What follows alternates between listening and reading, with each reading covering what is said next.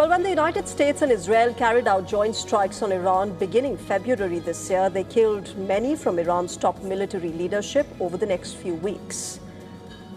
But now, Iran's key security and also the military leadership has been consolidated again as negotiations with the United States progress at a snail's speed.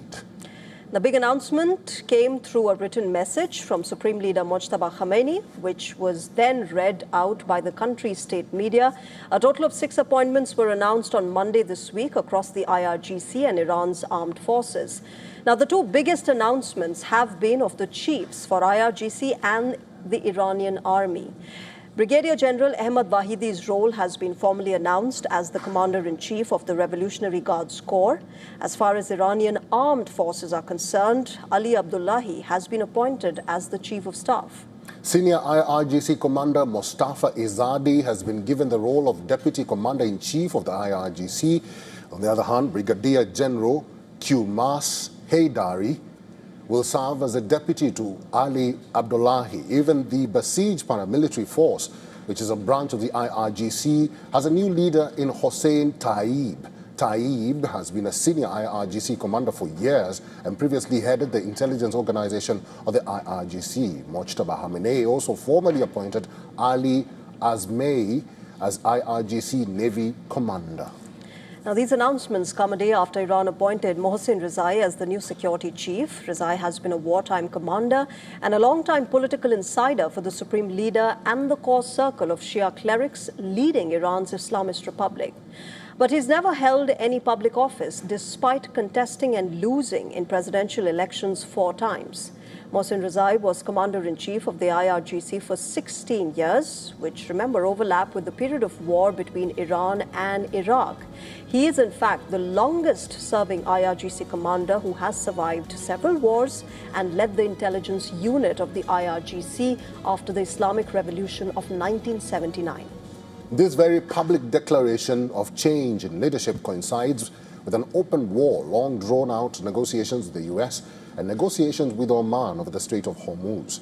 The background of all the new leaders depicts a clear stance put forward by Iran, the hardliners, who have been core members of the ruling agencies since 1979, will have little to no divide in the approach Iran takes forward or towards the United States.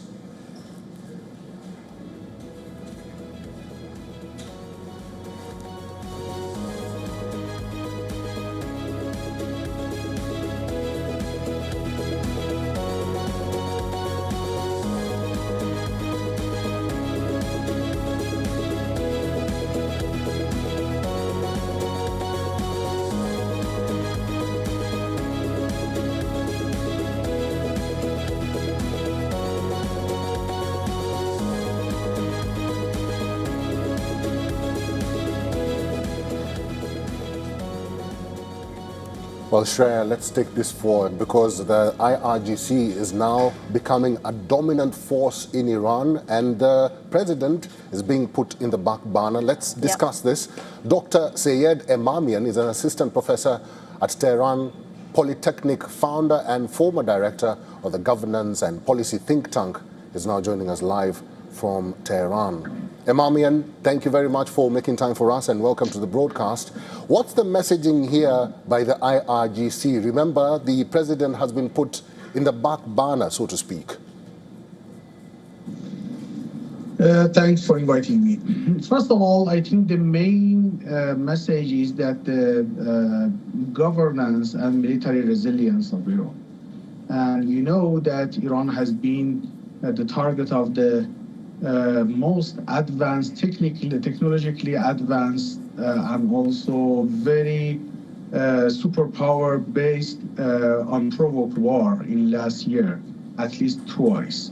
And with regards to the assassination of the top military commanders, and particularly the assassination of the Supreme Leader in the most recent war in the February 28th, Iran has shown a very clear resilience in terms of the not only military, also in terms of the governance as a whole and political resilience also. With regards to the balance between the balance of the power inside Iran, I won't see that there would be any change of the balance or shift of the balance of the power. You know that the IRGC are not going to play a political role. They are very much dedicated to the military and defense side, and led by the Supreme National Security Council that is based on the Constitution, is led by the President.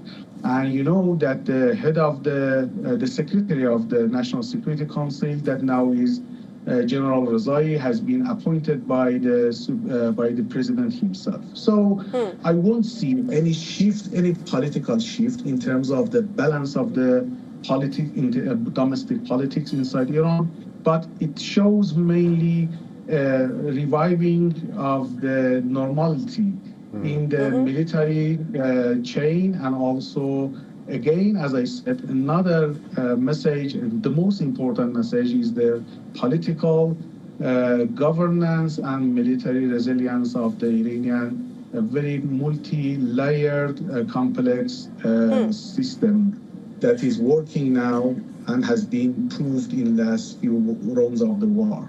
Okay. Dr. Sayed, it's interesting that you say that the IRGC's new leadership will not play a political role and they'll be restricted to military. So far we've seen them be behind the political leadership, but it's not as if they've been completely 100% away from the negotiations that have been going on with the United States. And so several people say, and analysts across the world think, that this means that Iran is only reiterating and solidifying its hardened stance as far as negotiations are concerned. And IRGC's new leadership will make sure that, these peace talks remain hardened and the stance remains firm. I won't see there would be a huge or very important, remarkable political shift or, let's say, any political dispute amongst the Iranian government political system right now with regards to the negotiations, because based on the Constitution, negotiation is supervised by the National Security Council, and National Security Council consists of the 12 members and is led by the President. And of course, the head of IRGC is a member, and the Secretary of the National Security, that is now General Rezai, has been one of the most famous IRGC commanders since the Saddam war on Iran in 1980s.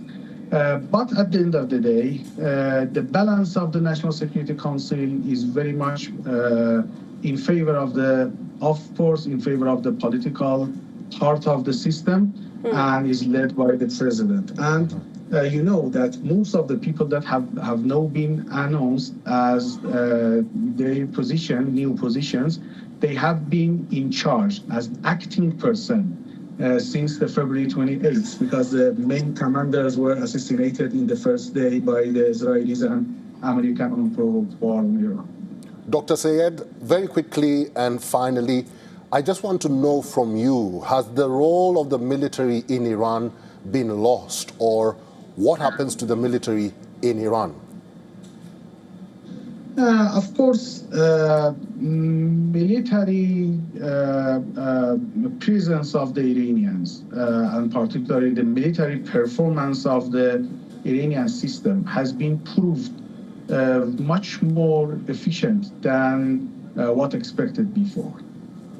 You know that it has been leaked that there was an expectation in DC that within 100 hours or more than almost 3 days, Iran military system will collapse. But now we know that there is a conclusion, a common conclusion, that there is no military solution for the U.S. And there won't be any chance for them for a military victory over Iran. So this is the wartime, and of course the military establishment of Iran has been very much supported by the whole society and the political system because of the wartime. And so that's the situation I am understanding now. Dr. Sayed, we are out of time. Thank you very much for giving us time and for talking to us. today. My pleasure. Thank you.